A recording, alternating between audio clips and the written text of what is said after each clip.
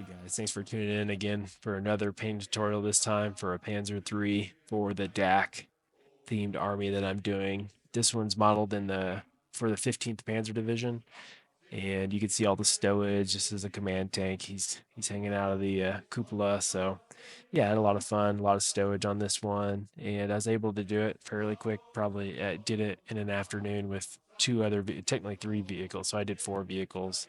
There's a Martyr 3. If you haven't seen that video, I'll link it right here. But Night Sky Miniatures is the STL, the file that I got it from, and you can see it's a really well done print. It's magnetized for the turret, which is nice, and it's also hollow, so that's really nice. This one I printed totally 100% together with the tracks on and everything, minus the turret. But yeah, so it goes pretty good. As far as what you need to do to start with, you need to prime the model. Desert Yellow by Army Painter. Good primer color, good base color for most of your DAK needs, and we're gonna work up from there. I will be using an airbrush in this video, so if you don't have one, don't worry. You can watch the entire video and really use the same method. It you're just gonna have a little bit of a different look. You won't have the crazy variation between the panel lines there, but you'll still have a really well weathered model, and it'll look great on the tabletop. So the first color you're going to do is Prochrome Coal Black, and you're basically going to block in all the black, the tracks, the road wheels, any of the metal bits, the cables on the back. I do cover mine with stowage, and you can see I did make a sort of a mess with that black a little bit, sort of smudged on the top. Not a big deal. You can go back with the desert yellow, the bottle, and go in and touch it up, and it looks great afterward. Now we're going to use mahogany from Procurl. This is going to block in all our wood bits. There's not a lot on this model, so that's nice. And now Procurl yellow ochre. So this model, this specific version that they have, this is the DAK version, or Africa Core anyway. So it has all this. You can add more fuel cans if you want. This was fun, good enough for me because I was going to add a drum in the back, but I'm going to do some variation with that. So I did the yellow ochre, and then I'm going to go in with the dark warm gray just to show that field gray with the desert camo, and again just to have some fun variation in those fuel canisters. You can see I did this off camera, but I painted the jack there, the box with the mahogany, and then also just the cupola there with the black. So I apologize I did do that off camera, but I got ahead of myself. And then I went in and I also used the yellow ochre on the ties for those cables there. And you can see I did all the touch ups with the desert yellow, and you can see it comes out almost a 1-to-1 color match. So don't be scared if you mess up. All right, now we're going to go to advanced flesh tone, and we're going to go and start weathering the wood, or at least it's not really weathering, it's more of just adding a wood texture.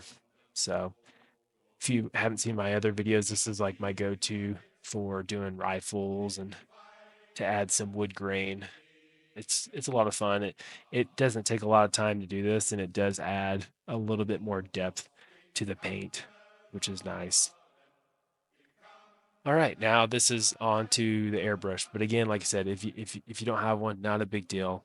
But the airbrush I'm using is a Harden Steenbeck Evolution CR Plus. It's the 2024 version. I've had it for a year. I also have another um, Harden Steenbeck, and I've really enjoyed their airbrushes a lot. So if you're wanting an airbrush, I would definitely invest in them. I've had great luck with them. I've used a few other models and makes, and just out of the box, they do really well. I haven't had any issues or complaints whatsoever with any of their brushes. They have this new Ultra that just came out too, like last year, and it's probably the best beginner paintbrush. And really, it's not even a beginner paintbrush. Like you can use it in advanced skills. So yeah, the burnt orange is what we use for that base coat color, and you're just getting the corner of all the panels. And now we're gonna go in with the burnt umber. This is my flow aid, so it's home brewed. There's the recipe there, so definitely use that instead of having to buy the product. You can just make it, and it works really well.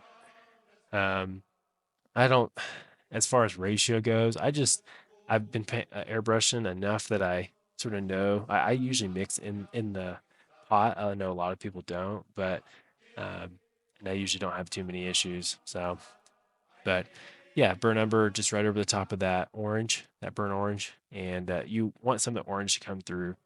So, all right, Pro Curl Coal Black. Now we're going to start chipping. So starting our weathering process. So if you went just a little bit too heavy on your airbrush, not a big deal. You can go back in with a khaki and hit the very tops of the panels, and it will brighten it back up and bring it back to, maybe a lighter color that you were trying to go for. Because the more weathering we're going to add, it's just going to darken it down just a little bit. And off camera, I actually do that. Not yet, but after I do all the enamel washing and stuff, I'll go back in and I just highlight it just a little bit. But as far as chipping goes, it's honestly your um, how much weathering you want, right? Pretty simple. Just take some coal black, dip it on there, and put it on a paper towel first, and then just hit all the edges where there's going to be like mostly your wear and tear, right? And now we're going to use yellow ochre and do the exact same thing. Go right over the top of the black, and yeah, it works pretty good. You can see this is, if you're happy with where it's at, you know, yeah, you could totally just play this. I mean, I think it looks great already, but we're gonna have some fun. If you didn't watch my martyr video, I used enamels. If you've never used enamels, you want to use dedicated brushes to it. You can't use them on your acrylics anymore. So that's one thing. So just use some cheap brushes. These are cheap brushes, and then you're gonna need some mineral spirits. And the big thing is just take your time. It does take a long time to dry, but you're going to apply the whatever enamel or oil, if you want to use an oil paint like a Winsor Newton Black, burnt umber, totally can, and use like a pin wash. And then you're going to go back in with a Q-tip, nice and light, with some mineral spirits on there. And you're going to get rid of whatever you don't want and then push whatever you want into the recesses. Um, or add streaks or whatever you need to do. So it's a really fun way to paint. A big thing though is if you're going to be very liberal with enamels or oils, you want to more than likely satin or gloss varnish the model and let it dry, because the enamel and especially the mineral spirits will soften the paint to where you could totally take off the paint, from the base coat there. So we don't want to do that. So if you're going to just be tactful and place it in the places you want as far as the enamel wash, then I did not varnish this model, just for your guys' reference. So, and you can see I added all the stowage, and you can see it's a little bit brighter. Like I said, I went in there with the airbrush just on the top panels. I added the decals. The decals are still drying, so you can sort of see the outline of them. But I do use a decal softener, and it will make it totally disappear into the paint scheme, which is nice. So, as far as the tracks go, I did this with the Martyr too. I did off camera, but use a dark umber, just very watered down, super transparent. You just throw it onto the tracks there, and it will at least take a little bit of the coal black away, to where they're just not pure black. And then matte varnish. This is really important. You got to matte varnish before you do the number two pencil, and then hit the number two pencil on all the metallic bits on the edges, just wherever you want to get some gleam, some metallic gleam. And the model's done. So you can see it here. It went really quick. I probably painted this model in about 2 hours approximately. So, well, I appreciate you guys tuning in. This is a nice, short, sweet video. I hope you guys enjoyed it. I'm going to continue to do this DAK army. I have a few left. I'm going to start working on some terrain, so maybe a little bit different video for you guys coming up. But I do appreciate you guys tuning in, and remember to like and subscribe. Thanks, guys.